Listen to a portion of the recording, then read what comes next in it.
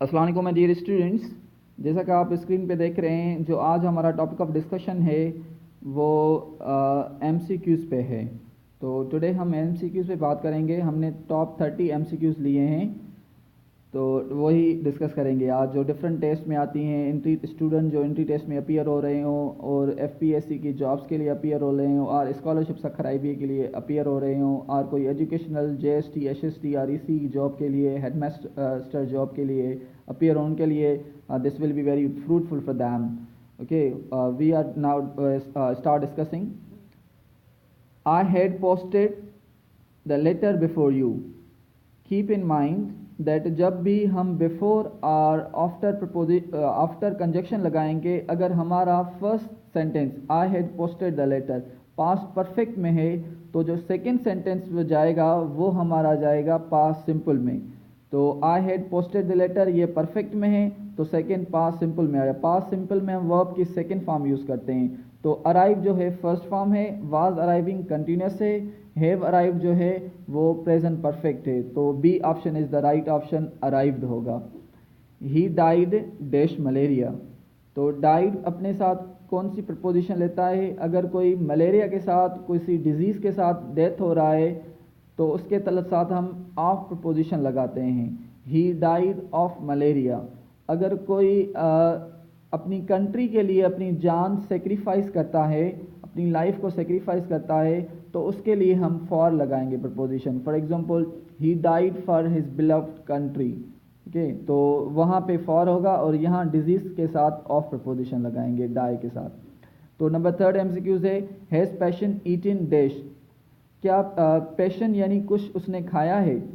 तो सम और एनी यहाँ पे नहीं आएगा, क्योंकि इनके साथ थिंग ऐड नहीं है। तो या तो समथिंग हो सकता है या एनीथिंग हो सकता है, दोनों में से एक ऑप्शन हमारा राइट होगा। देखते हैं, जो हम समथिंग लगाते हैं वो पॉजिटिव सेंटेंसेस के लिए लगाते हैं। For example, I have some, और do I have something. Okay, तो ये पॉजिटिव सेंटेंसेस है।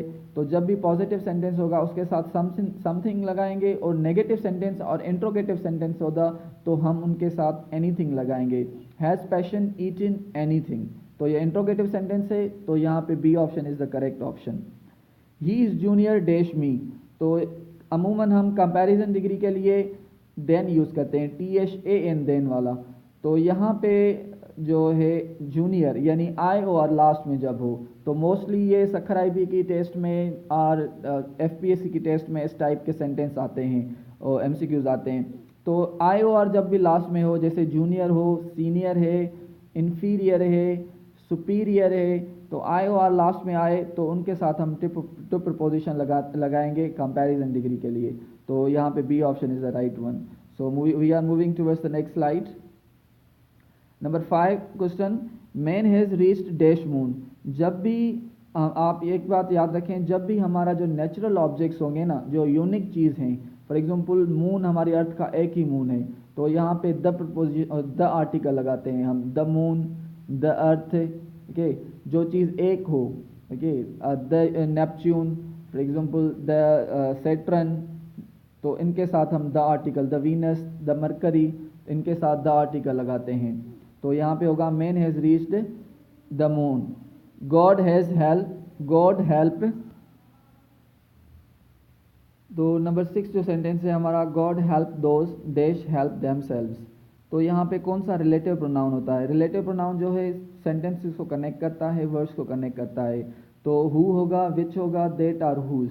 तो हुज जो है वो पॉजिटिव केस के लिए यूज़ होता है, और हु और विच पॉसिबल हैं। विच जो है हमारा non living things are other than human, birds और एनिमल्स के लिए यूज़ होता है। यहाँ पे पर्सन की बात कर रहा है, गॉड हेल्प दोज, उन लोगों की जो अपनी आप की हेल्प करते हैं। तो यहाँ पे हु लगेगा रिलेटिव प्रोनाउन। नंबर 7 सेंटेंस है, he broke the jug dash 100 pieces. तो broke the jug into 100 pieces, किसी चीज़ के काफ़ी टुकड़े हो जाएं तो उनके लिए हम इनटू प्रपोजिशन यूज़ करते हैं, टू नहीं। और कोई चीज़ चेंज हो रही हो तो उसके लिए भी हम इनटू प्रपोजिशन करते हैं, टू नहीं। जैसे अमूमन आपने एग्जांपल देखा होगा, बहुत सारे एग्जाम्स में आता है, ट्रांसलेट द सिंधी और Urdu sentences into English, not to English. तो कोई चीज़ चेंज हो रही हो वन थिंग से दूसरी चीज़ में, तो उनके लिए इनटू प्रपोजिशन लगाते हैं। जैसे आइस मेल्टेड इनटू वाटर, तो इसके लिए हम इनटू प्रपोजिशन लगाते हैं। The teacher said the sun rises in the east. यहाँ पे आपको एक चीज़ फोकस करनी है, यहाँ पे the teacher said the sun rose in the east. अमूमन हम क्या करते हैं, प्रेजेंट सिंपल टेंस को नरेशन में पास्ट सिंपल में चेंज करते हैं। तो मोस्ट स्टूडेंट कहते हैं but A option is the right, but it's not right. The last D option is the right, the teacher said the sun rises in the east. Okay, जब भी हमारा natural truth हो, honesty is the best policy, God is one, the sun rises the east, the earth revolves around the sun, यानी कोई चीज़ जो है truth हो, universal truth हो, तो उसके लिए हम सेंटेंस को चेंज नहीं करेंगे, सेम रखेंगे, एज इट होगा। तो this is the right option D. We are moving towards next slide. Number 9, Shahbaz has been driving car dash 1995। तो अगर कोई पॉइंट ऑफ टाइम बता रहा है तो हम उनके साथ सिंस लगाएंगे, अगर पीरियड ऑफ टाइम बता रहा है तो उसके साथ फॉर लगाएंगे। अगर कह रहा है 1995, 2010 और जनवरी, फरवरी, तो मार्च, अप्रैल 2018, तो इनके साथ हम सिंस लगाएंगे। अगर कह रहा है मैनी ईयर्स के, for many days, many months, ये पीरियड ऑफ टाइम बता रहा है, पॉइंट ऑफ टाइम नहीं बता रहा, तो उसके साथ फॉर लगाएंगे। यहाँ पे ईयर बता रहा है, पॉइंट बता रहा है, तो हम इनके साथ सिंस लगाएंगे, यानी C option is the right option. Number 10, they did not visit dash new places. तो यहाँ पे they did not visit dash new places, यहाँ पे भी नेगेटिव सेंटेंस है, जैसे हमने पहले बात की। तो नेगेटिव सेंटेंस के लिए हम और इंट्रोगेटिव के लिए एनी यूज़ करते हैं, सम नहीं। ओके, तो यहाँ पे any option is the right one, they did not visit any new places.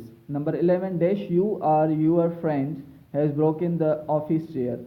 अब यहाँ पे ईच, एवरी और नीदर नहीं गा। नीदर के साथ हमेशा हम नॉर लगाते हैं और ईदर के साथ हमेशा और लगाते हैं, ओ आर। ईच के साथ और एवरी के साथ कभी भी और नहीं लगता। तो C is the right option, either you are your friend has broken the office chair. Number 12, he has been teaching English dash 2015। जैसे कि नंबर 9 सेंटेंस में था, यहाँ पे पॉइंट ऑफ टाइम बता रहा है 2015 से लेकर वो इंग्लिश पढ़ा रहा है। तो यहाँ पे जो बाय फ्रॉम तो लगता ही नहीं है, यहाँ पे दो ऑप्शन है, ए और बी, यानी फॉर और सिंस। तो 2015 है, पॉइंट ऑफ टाइम बता रहा है, तो हम इनके साथ B option is the correct one. So we are moving towards the next slide. Number 13 sentence, he has dash money in his bank account. Now this is a positive sentence. पहले बात की थी मैंने, कोई नेगेटिव और interrogative sentence हो उनके साथ एनी लगाते हैं, और जो पॉजिटिव सेंटेंस हो उनके साथ हम सम लगाते हैं। मैनी तो लगाएंगे नहीं, क्योंकि मैनी जो है नंबर को शो करता है। यहाँ पे मच मनी हो सकता है मगर मैनी नहीं होगा, रेयर भी नहीं होगा। तो यहाँ पे जो he has some money in his bank account, B option is the right one. Number 14, he is dash man who met me in the university. अब मैंने पहले आर्टिकल के जो मेरा लेक्चर था उसमें मैंने बताया था कि मेन और वेमन के साथ कभी भी हम द आर्टिकल नहीं लगाते। तो यहाँ पे स्पेसिफाई करें अगर कोई चीज़, कौन से मैन, जिस बंदे से आप, जिस मैन से आपने यूनिवर्सिटी में मिले थे, तो यहाँ पे स्पेसिफाई कर रहा है, पर्टिकुलर बता रहा है, तो उसके साथ हम द आर्टिकल लगा सकते हैं। Okay, he is the man who met me in the university. Zero article का मतलब है नो आर्टिकल, तो यहाँ पे ज़ीरो ऑप्शन भी गलत है और ए एन भी गलत है, यानी C option is the correct one, the man. Many my friends will not attend my birthday party dash invite them. Okay, मेरे दोस्त जो हैं वो बर्थडे पार्टी अटेंड नहीं करें जब तक मैं उन्हें इनवाइट नहीं करूँगा। तो इफ़ तो पॉसिबल नहीं है यहाँ पे, और अनटिल टिल भी नहीं लगेंगे। अनटिल और टिल दोनों की सेम मीनिंग है। ओके, जब तक, या अनलेस का मतलब है एक्सेप्ट इफ़, तो मीन्स ये नेगेटिव सेंस के लिए यूज़ होता है अनलेस। तो यहाँ पे राइट ऑप्शन होगा अनलेस, यानी C is the right option. He is dash MSc in chemistry. और नंबर 16 ये है। नंबर 17 है, he is dash honest man.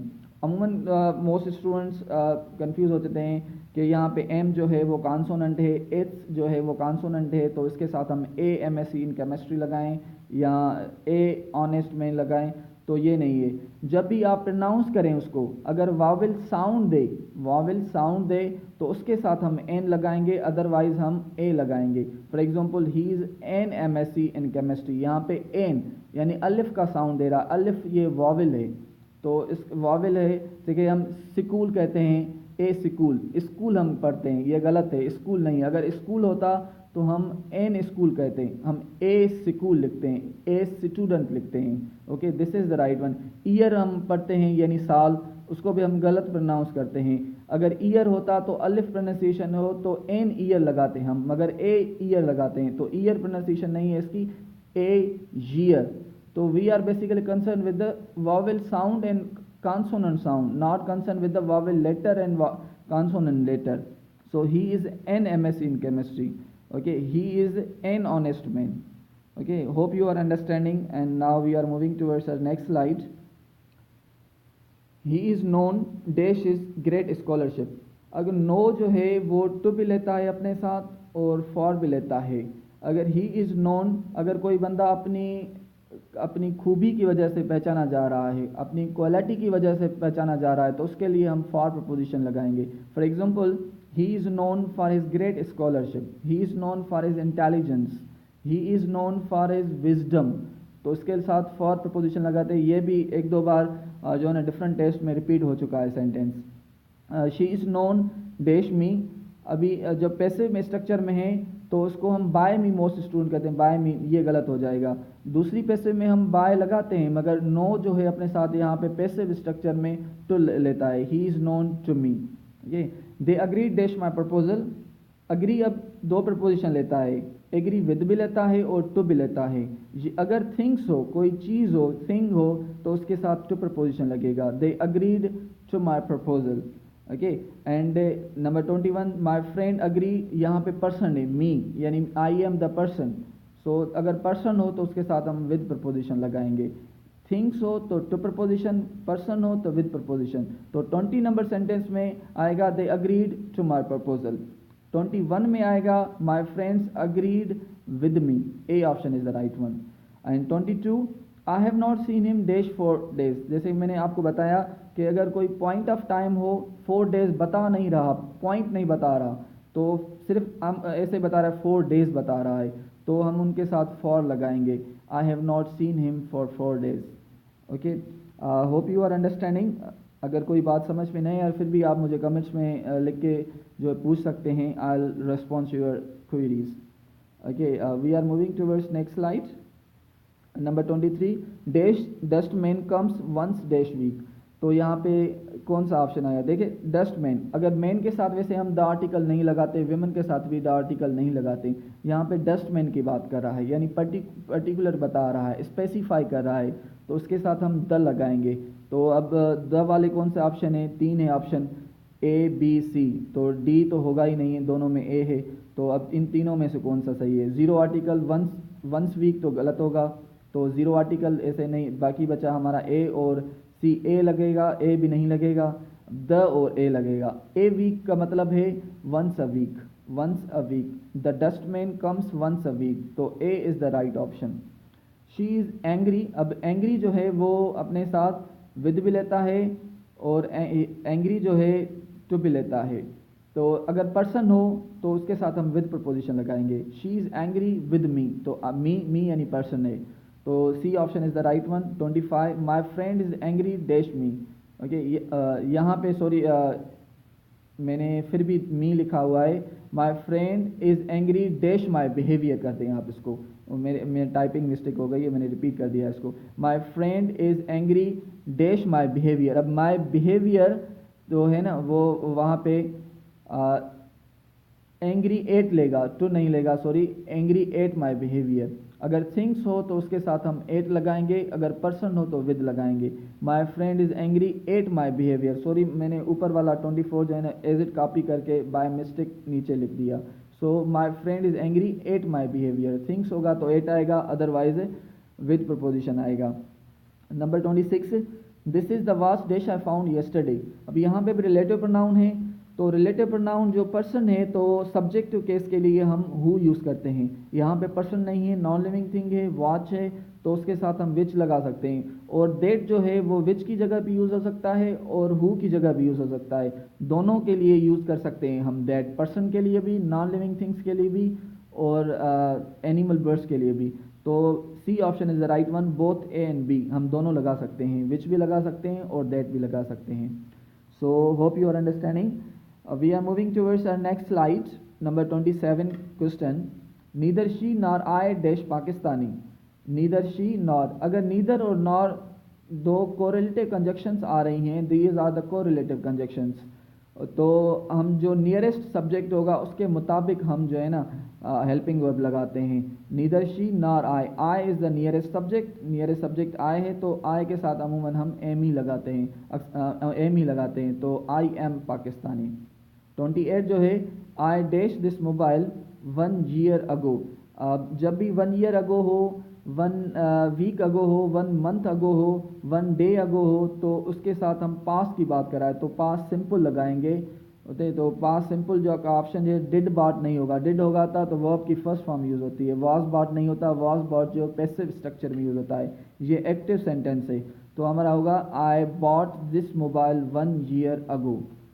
Sir number 29, she is the girl dash hair long is long, तो जहाँ पे who, home और विच है, जो हुज है वो हम पॉजिटिव केस के लिए यूज़ करते हैं, यानी ये कह रहा है she is the girl full stop her hair is long, ये दो सेंटेंस है उसको एक कंबाइन कर दिया है, she is the girl full stop her hair is long, तो हर हेयर यहाँ पे होगा, हर हेयर यानी पॉजिटिव केस है तो इसका हुज आएगा, हुज पॉजिटिव केस के लिए यूज़ करते हैं हम, she is the girl whose hair is long. Okay, number 30, this is the car dash driver is wounded in an accident, and this is the car again, this is the car dash driver, this is the car full stop its driver is wounded in an accident, तो its driver again, its driver is a positive case, तो positive case के लिए हम whose use करेंगे, this is the car whose driver is wounded in an accident।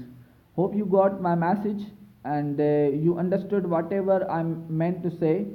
So if you didn't understand let me know in the comments, और comments में आप मुझे जो है ना ज़रूर बताएं कि आपको जो है ना कोई चीज़ में डिफ़िकल्टी हो रही, I will response your queries and और आपको लेक्चर समझ में आया तब भी मुझे कमेंट करें, बताएं आपको कैसे लगा lecture, okay, and share with your friends, if you found it informative then share with your friends as they can get the benefit from my lecture। Thank you so much। Allah Hafiz।